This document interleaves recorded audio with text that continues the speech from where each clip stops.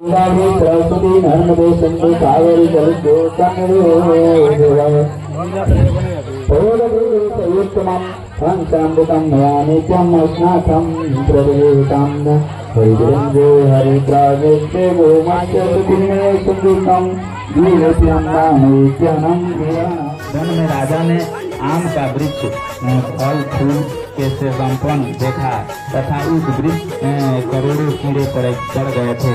राजा वहां से भी आगे के लिए बर्फ को ढूंढते जा रहे थे कि वन में उधर एक दौड़ती हुई गौ को देखा और पूछा, तो जानती हो?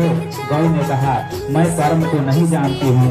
राजा व्याकुल होकर और अपने जीवन से दीर्घ गर्म सांस को छोड़कर यमुना के तट पर गिर पड़े। ऋषि के स्वरूप को बनाकर उसका कर्म बोला कि इधर आओ, तथा राजा ने पूछा, हमारे घर को छोड़कर मेरे कर्म दो भाग गए हैं। इस कारण से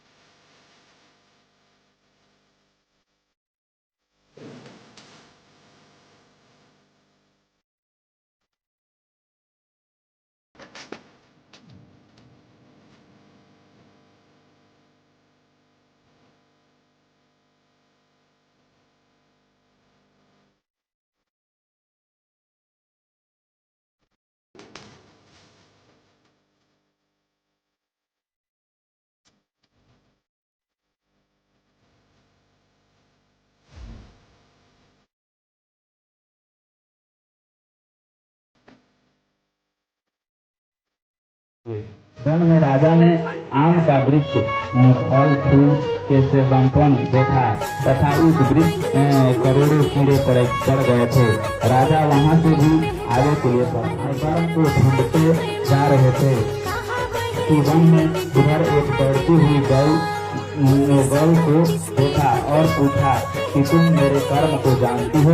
गौ ने कहा, मैं कर्म को व्याकुल होकर और अपने जीवन से निराश होकर के तथा दीर्घ गर्म सांस को छोड़कर यमुना के तट के स्वरूप को बनाकर उसका कर्म बोला कि इधर आओ, तथा उनका जाकर राजा ने पूछा, हमारे घर को छोड़कर मेरे कर्म दो भाग गए हैं।